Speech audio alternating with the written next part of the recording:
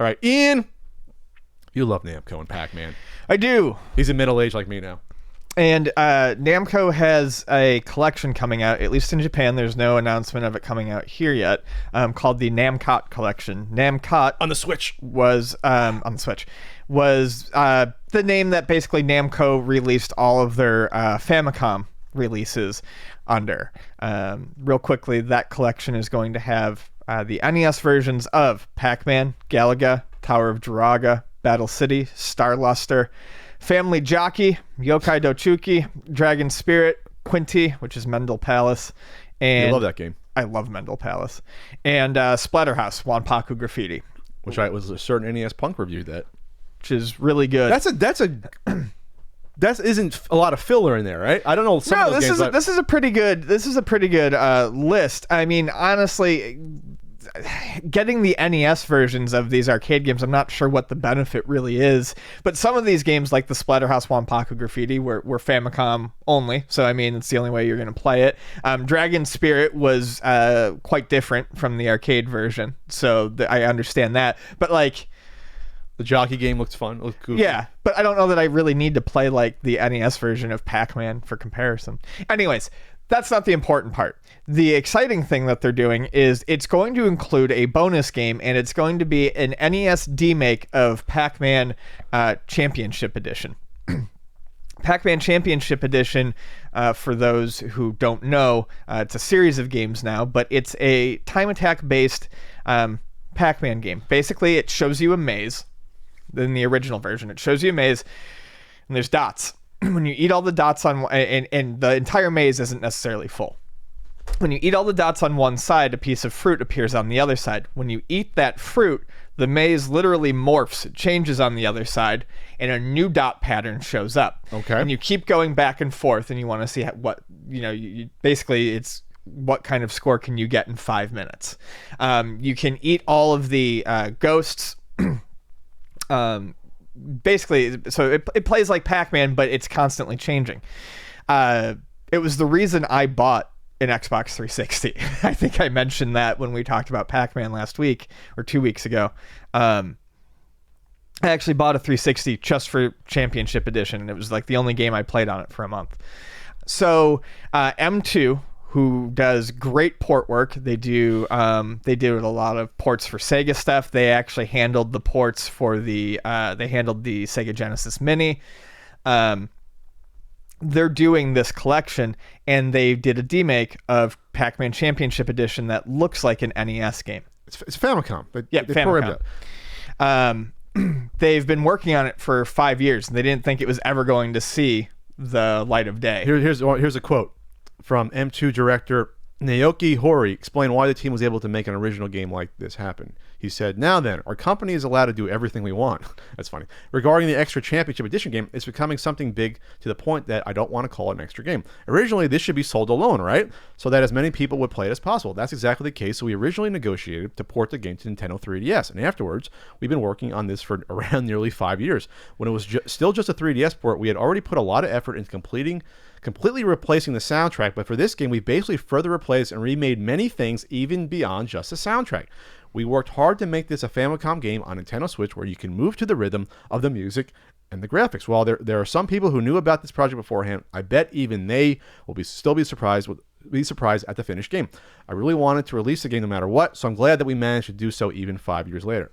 So there you go. So he's making this sound like this is going to be impressive. This is going to be like a 3DS standalone version. Yeah, this was originally supposed to be a standalone port for the 3DS, and now it does. I don't think this would actually run on an NES cartridge, but they decided to just keep going and basically make it fit the theme of the collection. Are we sure about that?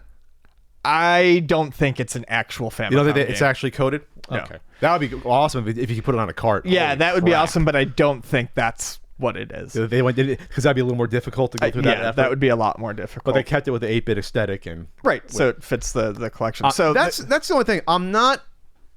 Let's put it this way: am I surprised that Namco would be like, "All right, we have this awesome game that we're gonna make you buy a package of games to get it for whatever it is, $25 or whatever it is."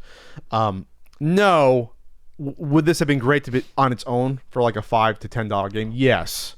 Yeah, I totally would have paid $10 for it. But maybe this is the only way they can get it released. through Nintendo. You mean they probably could have put it out on its own? No, I'm saying M2 and Namco. I'm saying Namco is probably being weird about it here, not M2. Yeah. Well, yeah.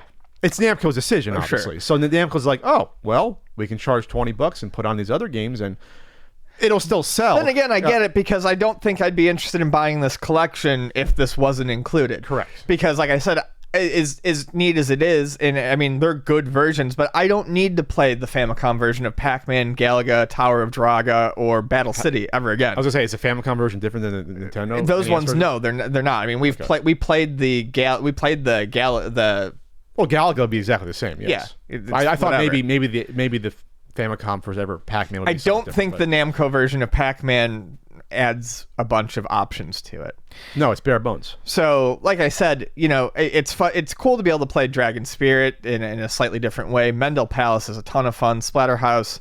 It's weird to me that Mendel Palace is on there because that's not a Namco game. That was Red and Game Freak. Game Freak, as in the people who made Pokemon. Oh, you're right, for the dev. Yeah. So I have no idea why this game is on here. Maybe Namco published it in Japan, but they weren't. They definitely weren't the devs. It was Hudson Soft. Hudson published it here. That's a weird one. It was Namco in Japan. Oh, okay. That happened a lot of times where there was just a totally different publisher. Well, yeah, because it was Bandai, I believe, published the Galaga port here. They did that. They did Dragon Spirit. Yeah. So I guess it was based upon different relationships for US. That's just how it worked out. Anyways, you're right. Game Freak developed it. Wow. It was the first game they ever worked on.